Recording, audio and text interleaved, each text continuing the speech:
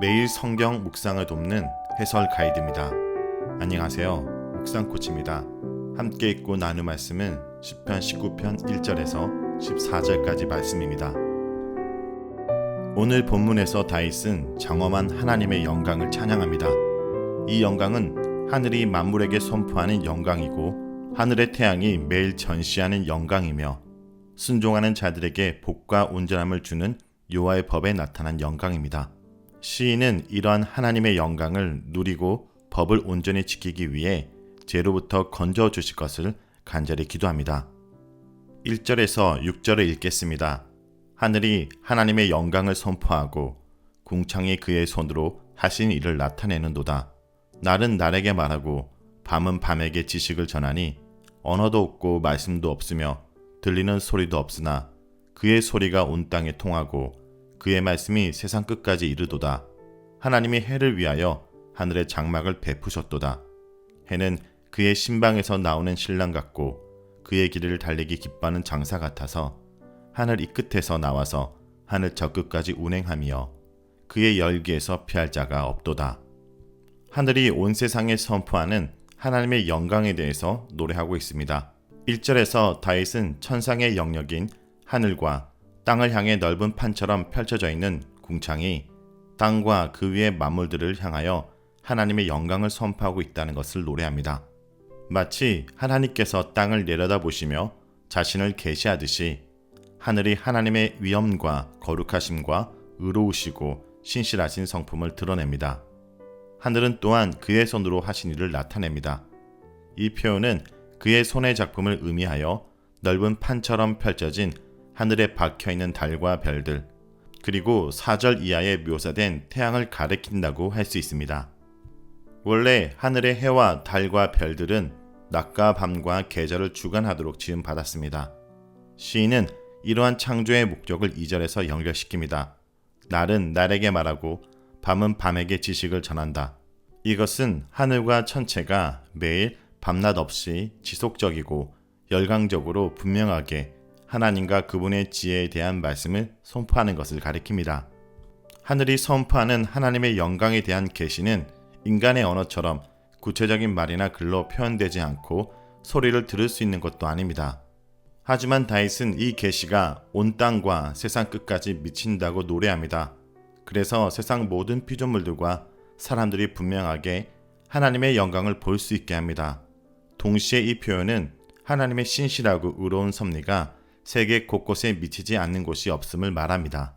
4절에서는 1절에 언급했던 하나님의 손이 지으신 하늘의 피조물 중에서 구체적으로 태양을 예를 들어서 하나님의 영광을 계시하는 은유로 사용합니다. 4절은 하나님께서 해를 위하여 하늘의 장막을 쳤다고 함으로써 태양은 숭배할 신이 아니라 여호와 하나님의 피조물임을 분명히 선언하고 있습니다. 뒤따르는 절들은 그 해가 장막을 나와서 궁창의 길을 따라 하늘이 이 끝에서 저 끝까지 힘차게 운행한다고 묘사합니다.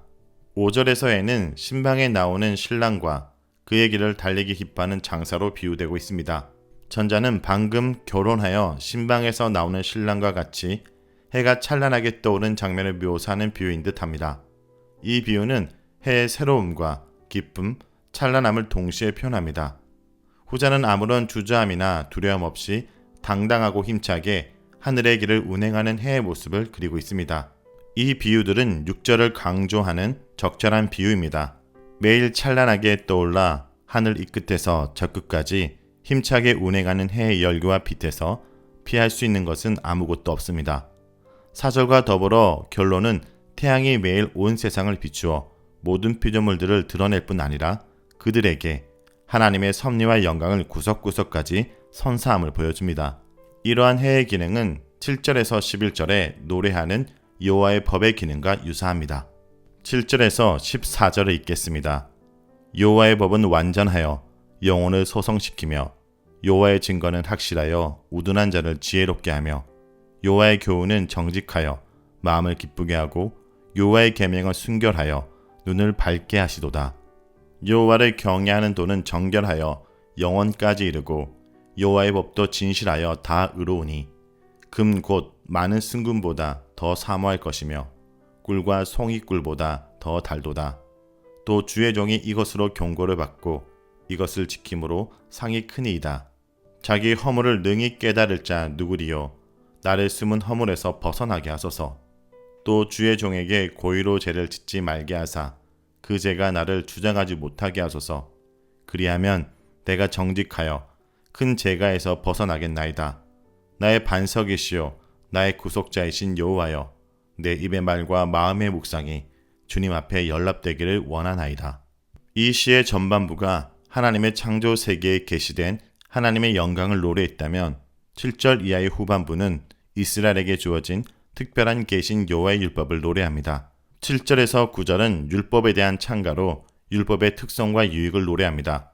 율법은 증거, 교훈, 계명, 경외함, 법 등으로 다양하게 표현되고 있습니다.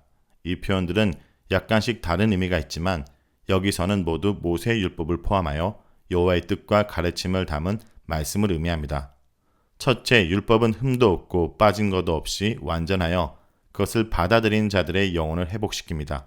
율법은 죄악과 그 결과로 죽어가는 사람들을 용서와 치유와 회복의 길로 인도합니다. 둘째, 율법은 하나님의 뜻을 충실하게 표현하고 있기에 확실하여 삶의 지혜와 경험이 부족한 우둔한 자를 지혜롭게 만듭니다. 셋째, 정직하여 마음을 기쁘게 합니다.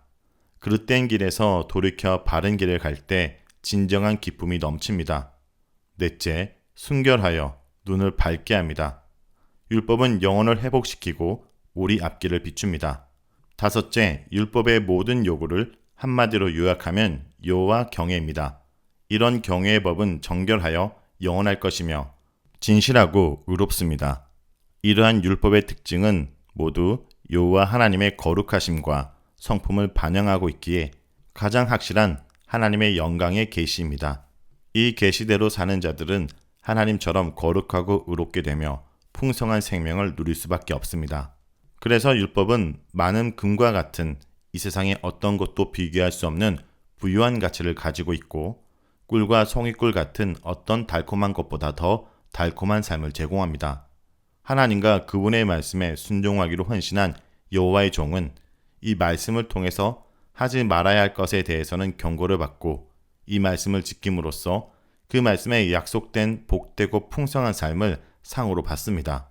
시인은 율법을 통해서 경고를 받는다고 했는데 12절에서는 율법을 통해 모르고 지은 죄까지도 깨닫고 그 죄에서 벗어날 수 있기를 기도합니다.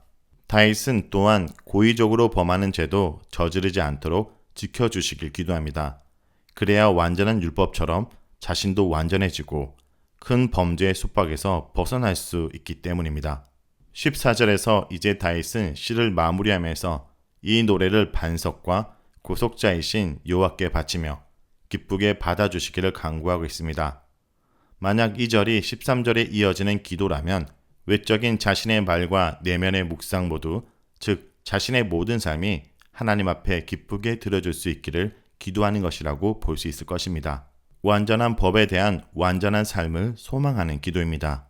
자, 여기까지가 시편 19편 1절에서 14절까지 말씀입니다.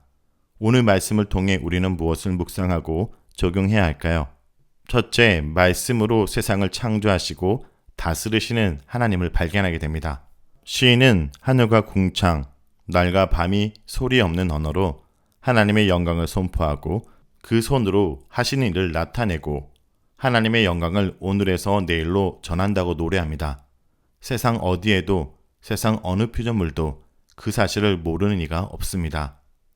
그것들이 다 하나님의 솜씨로 이 세상에 나왔기 때문에 그들은 존재 자체로 하나님의 위대하심을 뽐내고 있는 것입니다. 특히 하나님의 탁월한 능력을 반영하는 작품이 해입니다. 이 세상 누구도 이 해의 영향력을 벗어나서는 생명체로 존재할 수 없습니다. 하나님의 자비의 손길, 은혜의 손길, 피조물을 향한 돌보심과 섭리가 이 해를 통해서 표현되고 있는 것입니다. 사랑하는 성도 여러분, 오늘은 밖으로 나가 하늘을 올려다 보십시오. 꽃들을 보시고 나무들을 만져보십시오. 똑바로 쳐다볼 수도 없는 저 태양이 비추는 세상을 바라보십시오. 이 세상은 우리에게 하나님이 살아계시다는 것을 증거하고 있습니다. 둘째, 말씀으로 우리를 새롭게 하고 온전케 하시는 하나님을 붙들어야 합니다. 하나님은 이 세상을 말씀으로 창조하셨습니다. 말씀으로 사람과 만물을 지으셨습니다. 말씀으로 질서를 만드셨습니다.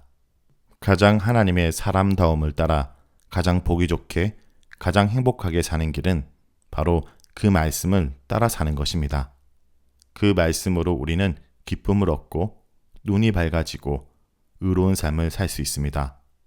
그 자유함의 가치는 보석과 견줄 수 없고 그 샬롬의 달콤함은 송이꿀과도 비견할 수 없습니다. 그 말씀이 없으면 죄도 알 수가 없습니다. 우리가 어디에 서 있는지, 사망으로 가고 있는지, 생명으로 가고 있는지 말씀이 없으면 알 수가 없습니다. 해액에서 숨을 피조물이 없듯이 말씀의 빛에서 숨을 제약이 없습니다. 말씀이 없으면 내 말만 남고 하나님이 아니면 내가 왕이 되고 창조주가 되고 내 인생의 주인이 됩니다. 그것이 바로 죽음입니다. 사랑하는 성도 여러분, 말씀 앞으로 나아가기 원합니다. 그 말씀에 나를 비추어 나를 살피고 그 말씀이 나를 만들어 가도록 순종하는 하루가 되길 간절히 기도합니다.